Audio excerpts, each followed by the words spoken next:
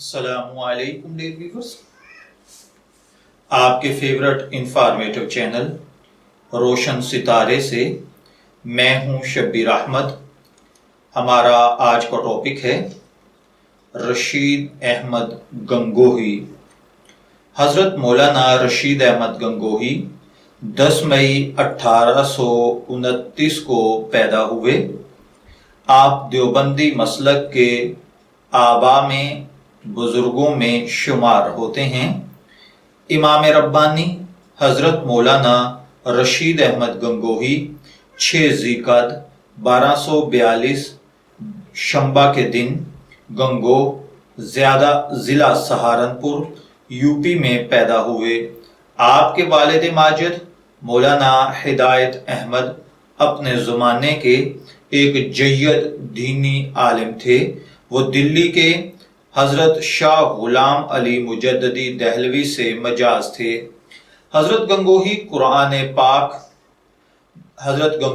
قرآن پاک اپنے وطن میں ہی پڑھ کر اپنے ماموں کے پاس کرنال تشریف لے گئے تھے۔ ان سے وہاں فارسی کی کتابیں پڑھیں، پھر مولوی محمد بخش رامپوری سے صرف اور نحو کی تعلیم حاصل کی۔ 1261 ہجری میں دلی پہنچ کر حضرت مولانا مملوک علی نانوتوی جو کہ حضرت مولانا قاسم علی نانوتوی بانی دارالعلوم دیوبند اور حضرت علامہ سید احمد جو کہ بانی علی گڑھ تھے، یعنی سید احمد علی خان صاحب، ان کے بھی استاد ہیں۔ انہوں نے حضرت مولانا مملوک علی نانوتوی کے سامنے زانو تلمذ طے کیے۔ یہاں حجت الاسلام حضرت مولانا محمد قاسم النانوتوی سے تعلق قائم ہوا، جو ساری عمر قائم رہا۔ دلی میں معقولات کے بعض کتابیں مفتی صدر الدین سے پڑھیں۔ آخر میں حضرت شاہ عبد الغنی کی خدمت میں رہ کر علم حدیث کی تحصیل کی۔ اگرچہ قیام دارالعلوم دیوبند میں کوئی فعال کردار آپ کا نہیں ملتا، مگر طالب علمی کے زمانے سے ہی حجت الاسلام حضرت مولانا محمد قاسم علی نانوتوی سے تعلق رہا۔ اسی وجہ سے مورخین کا کہنا ہے کہ 1283 ہجری بمطابق 1866 میں دارالعلوم کے قیام سے آپ بے خبر نہیں تھے۔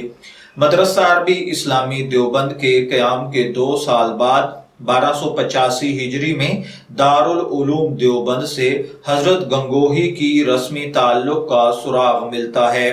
مولانا قاسم علی نانوتوی بانی دارالعلوم کی وفات کے بعد آپ دارالعلوم دیوبند کے دوسرے سرپرست مقرر ہوئے۔ دارالعلوم کے نصاب کو تیار کرنے میں آپ کا اہم کردار رہا ہے، اسی لیے مولانا قاسم علی نانوتوی کے ساتھ آپ بھی مسلک دارالعلوم دیوبند کے پیشوا ہیں۔ 1857 میں خانقاہ قدوسی سے مردانہ وار نکل کر انگریزوں کے خلاف صف آرا ہو گئے اور اپنے مرشد حضرت حاجی صاحب اور دوسرے رفقا کے ساتھ شاملی کے مارکے میں شامل ہو کر خوب داد شجاعت دی۔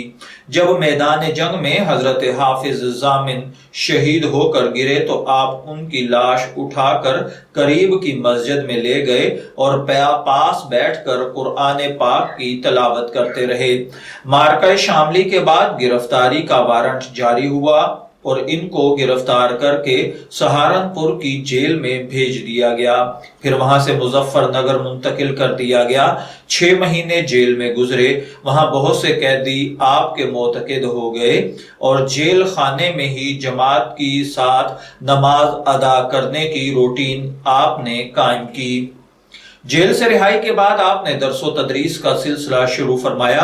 1299 ہجری میں تیسرے حج کے بعد آپ نے یہ التزام کیا کہ 1 سال کے اندر پوری سیاستہ کو ختم کرا دیتے تھے۔ معمول یہ تھا کہ صبح سے 12 بجے تک طلباء کو پڑھاتے تھے۔ آپ کے درس کی شہرت سن سن کر طالبان حدیث دور دور سے آتے تھے۔ کبھی کبھی ان کی تعداد 70-80 تک پہنچ جاتی تھی، جن میں ہند اور بیرون ہند کے طلباء بھی شامل ہوتے تھے۔ طلباء کے ساتھ غایت محبت و شفقت سے پیش آتے تھے۔ درس کی تقریر ایسی ہوتی کہ ایک عام آدمی بھی سمجھ لیتا تھا۔ آپ کے درس حدیث میں ایک خاص خوبی یہ تھی کہ حدیث کے مضمون کو سن کر اس پر عمل کرنے کا شوق پیدا ہو جاتا تھا۔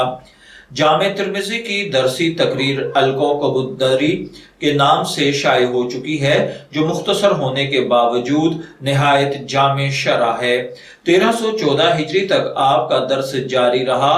300 سے زائد حضرات نے آپ سے دورہ حدیث کی تکمیل کی۔ درس حدیث میں آپ کے آخری شاگرد حضرت شیخ الحدیث مولانا محمد زکریا کاندھلوی، جنہوں نے تبلیغی جماعت کی مشہور زمانہ کتاب فضائل اعمال تحریر فرمائی ہے، ان کے والد ماجد حضرت مولانا محمد یحییٰ کاندھلوی تھے۔ آخر میں نزول الماء کی بیماری کی وجہ سے درس بند ہو گیا تھا، مگر ارشاد و تلقین اور فتویٰ کا سلسلہ برابر جاری رہا۔ ذکر اللہ کی تحریص و ترغیب پر بڑی توجہ تھی۔ جو لوگ خدمت میں حاضر ہوتے، رغبت آخرت کا کچھ نہ کچھ حصہ ضرور لے کر جاتے۔ اتباع سنت کا غایت اہتمام فرماتے تھے۔ شیخ الاسلام ابو مسعود رشید احمد گنگوہی حضرت ہدایت اللہ انصاری کے فرزند تھے۔ آپ کی پیدائش 1244 ہجری میں ہوئی۔ آپ نے مولانا مملوک علی نانوتوی، مولانا عبد الغنی دہلوی، مولانا احمد سعید دہلوی، مولانا امداد اللہ مہاجر مکی وغیرہ سے تعلیم حاصل کی۔ ابی داؤد کا ایک بڑا حصہ انہوں نے الگ سے آپ سے پڑھا، اس سے بہت سے فوائد بھی حاصل ہوئے۔ مولانا رشید احمد گنگوہی کی ہی صحبت کا نتیجہ تھا کہ ان کے مسلک کو اس طرح سے لوگوں نے اپنایا کہ ذرا بھر بھی انحراف نہیں کر سکے۔ آپ ہی کے واسطے سے فقہ اور حدیث میں معرفت لوگوں کو ملی۔ آپ ہی کی برکتوں سے دارالعلوم میں علوم فقہ، سلوک و معرفت، عربی اور قرآن و سنت میں اعلیٰ عقلی مباحث اور مبادیات و اصول میں کافی مہارت حاصل کی۔ حضرت مولانا رشید احمد گنگوہی کو مسلک حنفیت کا بلند پایا امام اور مجتہد کہا جاتا ہے۔ وہ اپنے استاد مولانا عبد الغنی کے مکتب فکر پر بہت سختی سے عمل پیرا اور چٹان کی طرح راسخ تھے، اور اسی طرح مسلک ولی اللہ میں قریب مولانا محمد اسحاق دہلوی جیسے تھے۔ سنت و بدعت کی حقیقت میں ان کی کتاب براہین قاطعہ سے سمجھ کر بہت سارے لوگوں نے مسائل کو حل کیا ہے۔ مولانا قاسم نانوتوی کے بعد حضرت مولانا رشید احمد گنگوہی دیوبندی جماعت کے امام ہوئے۔ 3000 سے زائد مشائخ نے آپ سے علم دین حاصل کیا۔ 1323 میں آپ کی وفات ہوئی۔ دارالعلوم کی سرپرستی کے حوالے سے اگر بات کی جائے تو 1297 میں حضرت مولانا قاسم نانوتوی کی وفات کے بعد دارالعلوم دیوبند کے سرپرست ہوئے۔ مشکل حالات میں دارالعلوم کی گتھیوں کو سلجھا دینا ان کی ایک بڑی خصوصیت تھی۔ 1314 سے مدرسہ مظاہر العلوم سہارنپور کی سرپرستی بھی قبول فرما لی تھی۔ فقہ اور تصوف میں تقریباً 14 کتب تصنیف فرمائی ہیں۔ اگر بات کی جائے آپ کے شیوخ کی تو حضرت مولانا رشید احمد گنگوہی کے شیخ حضرت حاجی امداد اللہ مہاجر مکی، حضرت شیخ نور محمد علوی، شیخ سید احمد بریلوی، حضرت شیخ عبد العزیز محدث دہلوی، حضرت شیخ احمد شاہ ولی اللہ محدث دہلوی، حضرت شیخ شاہ عبد الرحیم دہلوی، حضرت شیخ عبداللہ واسطی، حضرت شیخ آدم بن نوری مہاجر مدنی، حضرت مجدد الفسانی، شیخ احمد سرہندی ہیں۔ با اختلاف روایت 8 یا 9 جمادی الثانی 1323 بمطابق 1905 بروز جمعہ اذان جمعہ کے بعد 78 سال کی عمر میں وفات پائی۔ آپ کے شاگردوں کا ایک وسیع حلقہ ہے جس میں بڑے بڑے نامور علماء شامل ہیں۔ اسی طرح آپ کے خلفاء کی بھی ایک طویل فہرست ہے۔ آپ کی تفصیلی حالات تذکرۃ الرشید حضرت مولانا عاشق الہی میرٹھی نے لکھے ہیں، جو کہ 2 جلدوں پر مشتمل ہے۔ میں دعا گو ہوں کہ اللہ تعالی حضرت گنگوہی کا فیضان تا دنیا قائم رکھے۔ اجازت چاہیں گے، پھر ملیں گے کسی نئے روحانی ٹاپک کے ساتھ، تب تک کے لیے اللہ حافظ۔